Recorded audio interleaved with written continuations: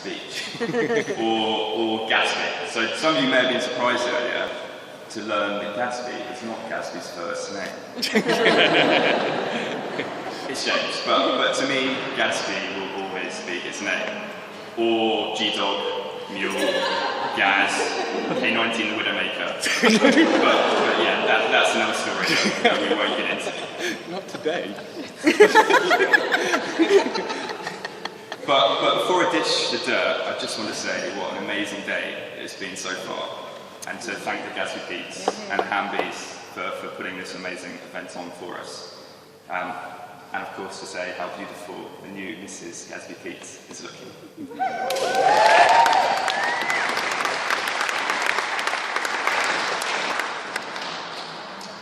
To be honest, I wasn't sure whether I was going to be asked to be best man.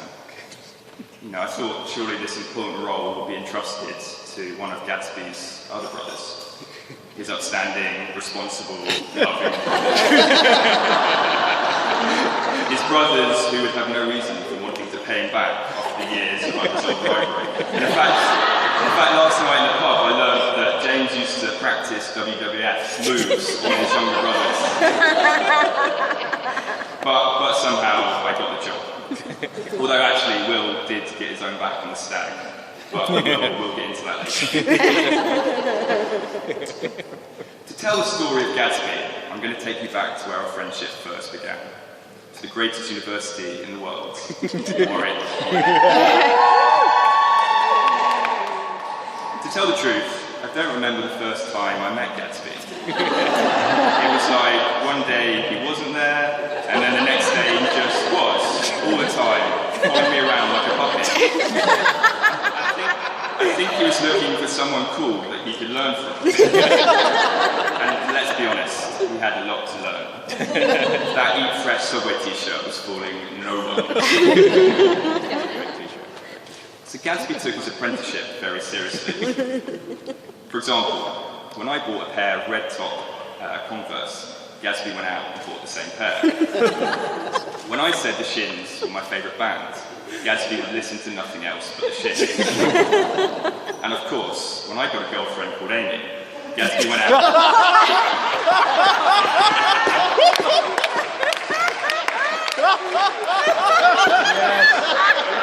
Gatsby went out and found his own girlfriend called Amy. But we all know that's not true, isn't it? He just went out with my ex-girlfriend.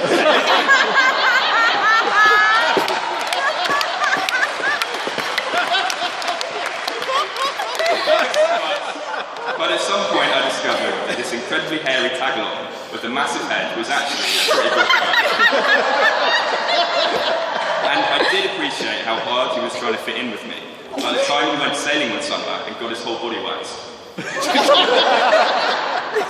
But whilst there are so many funny stories about Gatsby's time at uni, there is one theme that seems to run throughout. And that is, after a few too many drinks, Gatsby has a habit of passing out in unconventional places. So I'm going to give you some of the highlights. Being found asleep on Leamington High Street in the scoop of the JCB digger. Being found asleep naked in the corridor of our university halls of residence, cleverly using a loaf of bread as a pillow.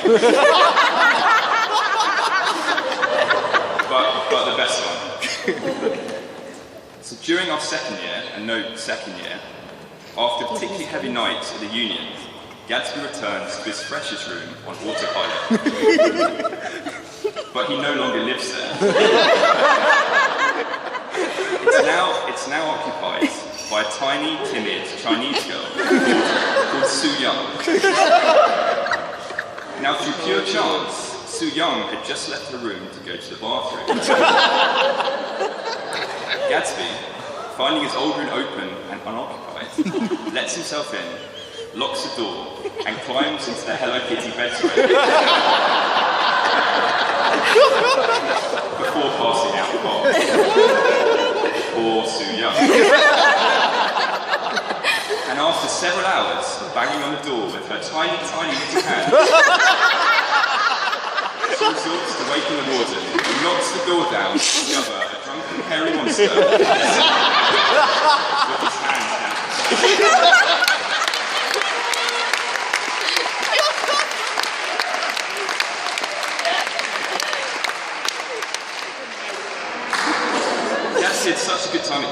decided to stay for an extra year as an entertainment officer, leading the way for the next generation.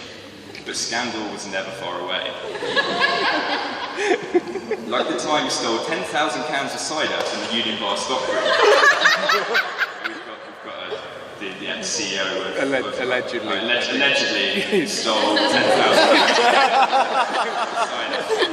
But thankfully, we still benefit from the heights today. And I'll certainly be writing an anonymous letter of thanks to Warwick Union for providing the Scrumpy Jack.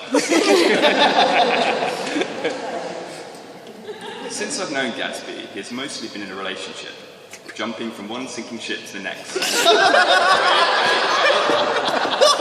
Until landing on the firm ground of this marriage, of course.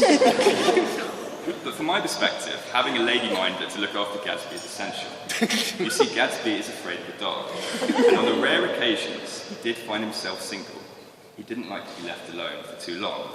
He would turn up unexpectedly when I was on a date, or I'd have to go home early to tuck him in and read him a story. To give him credit though, he does seem to attract the ladies. Although this is mostly the attention of his mates' mums, or down to the gravitational pull created by his massive head.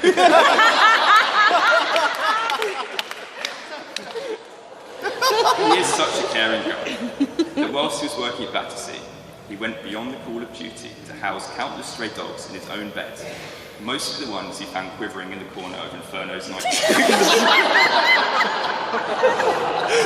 but that was then, and this is now. And I feel particularly proud and honoured today to be standing here because I was the one to introduce the lovely Vicky to the not-so-lovely Gatsby. In fact, you could say that they owe their happiness all to me. So let me tell you the story of how they first met. It was in a hideout beneath a 19th century Parisian opera house. A brooding Gatsby schemed to get closer to soprano Miss Vicky Hamsby. Gatsby, wearing a mask to hide his congenital disfigurement, fiercely for her affection. Okay, that's not the true story. It is in fact a plot to Phantom of the Opera, which is, as we heard earlier, Vicky's favourite musical, which she's seen 23 times? Wow. So unfortunately, I'm not allowed to tell you the real story about how they first met, because it's just too damn juicy. So moving swiftly on to the other lady in Gatsby's life. She wasn't allowed to come today. It wouldn't have been appropriate. In fact, Gatsby had to lock her up in his home and bribe her with Whiskers' temptation. I'm of course talking about their beloved cat, Jasmine. Gatsby is created.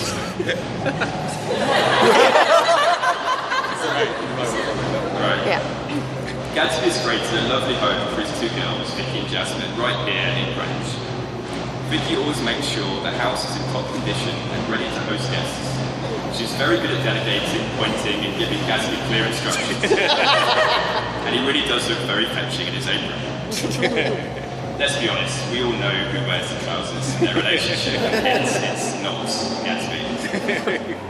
I think the first time I realised Gatsby was pussy whipped, and I'm not talking about Jasmine now, was when he cancelled coming out clubbing with the boys to go and watch the new Twilight film with Vicky.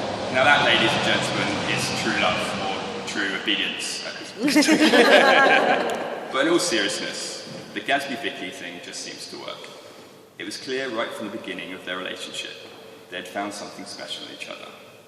And whilst they're both different people, they work together so well, perfectly complementing each other's qualities. Gatsby has never been so happy and content. If that means he's going to dump me for a Twilight film every now and again, that's all right. So this is a part where I meant to give you both some marriage advice. Difficult conditions to work to. So here we go. As you go through life together, always love each other, respect each other, and be there for each other. Never forget to say I'm sorry when you've messed up, and never go to bed angry. Now, I'm not married, but that sounds like a load of bollocks. Something they just tell you to get you started. However, one of those rules does always apply. Never forget to say I'm sorry. And Unfortunately, this part only applies to the group. Now, of course, no best man speech would be complete without mention of the stag, or Stagsby, as we call it. I want to thank all the boys that were able to come out. We had such an amazing weekend. And whilst I have so many good memories, I think the clear highlight, we'll all agree, was seeing Gadsby in his sassy Saturday outfit, designed especially by his younger brother Will, who's clearly an emerging fashion talent. When the photos were put up on Facebook, it almost broke the internet. So for the lucky few of you that have not seen the photos, I will paint a picture. Think Rocky Horror Picture Show, with horror in massive capital. Tell you, that image will be forever burned in my memory. Some things you just can't unsee. So much hair. Now I want to wrap up by making an observation about how Gadsby and my friendship has changed over the years. Now remember, back in the early days, Gadsby was my apprentice. He would copy the things I was doing to try and be cool. But at some point this changed. And I can't put my finger on the moment it changed, but I imagine it was roughly around the time that he met Vicky. And as I stand here today and consider that this is your wedding day, that you've just married the love of your life, and that you're in a lovely home together in Greenwich, and you have a successful career working for an amazing charity, and you have a cat, it is abundantly clear that at some point you must have overtaken me, and it is now me that is following behind you. But that's all right. I'm immensely proud to call you my best friend and to have you as a role model leading the way. And I want to thank you for your unwavering friendship. You've always been there for me to celebrate the triumphs and to pick me up when I fall down. And I know I speak for all your friends in thanking you for your enthusiasm, your humour, and your kindness. We've had a pretty great run so far. As we head into our 30s, I'm excited to see what the next chapter has in store. And whilst I don't know what will happen, I'm certain that you've found your perfect match in Vicky, and that there'll be great things in store for both of you. Now I'll ask everyone to stand, and to raise their glasses to the new Mr. and Mrs. Gadsby P. Mr. and Mrs. Gadsby Pease.